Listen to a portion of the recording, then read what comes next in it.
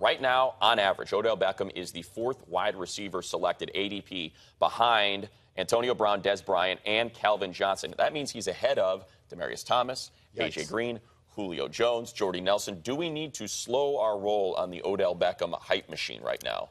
Well, he was amazing last year, so of course he's going to be overvalued. There's no way I'm drafting Odell Beckham Jr. ahead of Demaryius Thomas. I like Julio Jones more than I like OBJ.